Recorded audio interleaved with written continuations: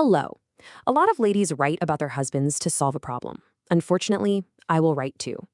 We live more or less decently. I am in my second year of maternity leave, which will end soon, and I have been taking care of my child for 2 years, practically alone. Everything is normal with us, but during a certain period of time, something happens to my husband. He notices some man, whether he is a neighbor or a colleague from work, and says, he is putting you down and you should stop talking to him. You need to completely ignore him, otherwise things will not work out with you. The last time, I did not realize that something similar was happening again, and without even saying anything, he moved out of the room and slept in the living room for 10 days. After repeated attempts on my part to clarify things, he tells me, this man greeted you in a different way. He had told me, "Oh, how are you?" And according to my husband, he is putting us down and is a threat. Please tell me what to do in similar situations. Are there other ladies in a similar situation? I care about my family, but this thing is terrible. I had a case with a colleague I was training. It was hell. We didn't stop arguing about it for a whole year. Why don't I stop talking to him, and why is this a problem for me after I explained to him that I have nothing to do with anyone? Well, that's short, and I think it's clear. Thanks. First off, to the person who wrote this, I just want to say, what you're going through sounds incredibly draining. It's totally understandable why you'd feel exhausted. So let's try to unpack what's really happening here. Because what you're describing, it goes way beyond a simple disagreement or a moment of jealousy. This is a recurring pattern of behavior. And, recognizing it as a pattern, that's the absolute first step to getting a handle on it. All right, so let's decode this pattern. To do that, we've got to look right past the thing that seems to start it all, the trigger.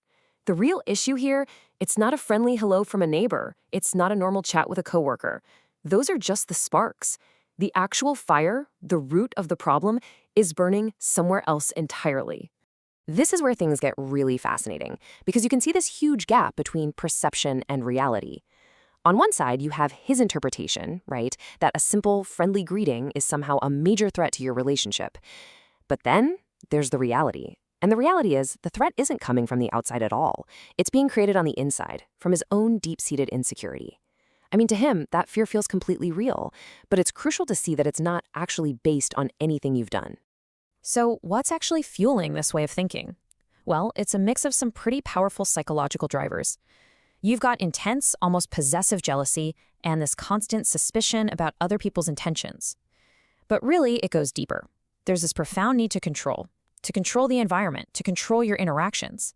And what that does is create this us versus them world, where any normal connection you have is seen as some kind of betrayal, instead of just, a normal part of being human. Okay, let's talk about the language of control, because understanding this is key. A really crucial part of getting your balance back in a situation like this is simply having the right words for it. When you can put a name to a behavior, it's like you strip away its mysterious power. It stops being this confusing emotional fog and becomes something concrete, something you can actually point to and define. So first up is what we call emotional pressure, and the letter gives us a perfect example. An ultimatum like, you must ignore him or things will not work out with us, that's not a request, it's a tactic. It's a tool designed to force you into a corner, to make you choose under duress. It's engineered to make you feel like the entire fate of your relationship rests on your shoulders, and that the only way to save it is to sacrifice a perfectly normal social interaction. Next up, we have passive aggression. Instead of saying, I feel hurt and insecure, the partner just withdraws. Sleeping in another room for 10 days, that's not just about needing space. That is a loud, silent statement.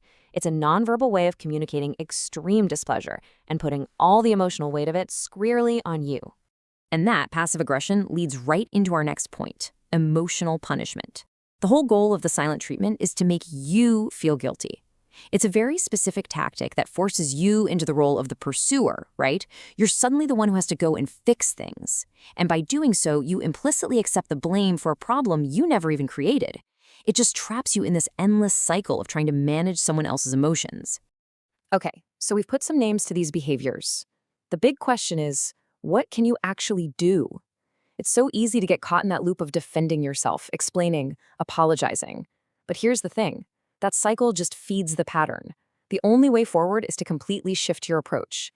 Here's a 3-step approach to think about. Step 1, and honestly this is often the hardest part, is to stop accepting the blame. You are not responsible for how another person interprets a friendly greeting.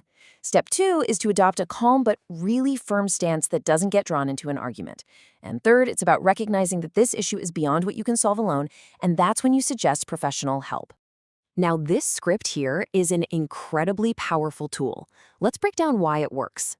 Saying, I understand you feel insecure, validates their feeling without validating their interpretation. It shows empathy. The second part, but I will not end normal human relationships, clearly and calmly states your boundary. It's not an argument, it's a declaration of what is and is not acceptable to you. And here's a crucial point. His behavior might be coming from a place of legitimate pain, like a deep fear of abandonment, low self-esteem, or bad experiences in his past. We can have empathy for that, but it is not your job to shrink your world to manage his anxiety. Understanding the cause can build empathy, but it doesn't make you the therapist. We also really need to talk about when this kind of behavior crosses a very serious line. Insecurity is one thing, but when it starts to morph into active psychological control, the situation becomes much, much more serious. It is absolutely vital to recognize these warning signs. If the demands to cut off contact escalate, if they start trying to restrict your access to work or friends, if your phone is being checked or your movements are being monitored, listen, this is no longer just about jealousy. These are major red flags for a pattern of coercive control, which is a serious form of emotional abuse. Ultimately, when you boil it all down, this entire issue comes back to a fundamental question of respect. Respect for your partner, yes, but also respect for yourself.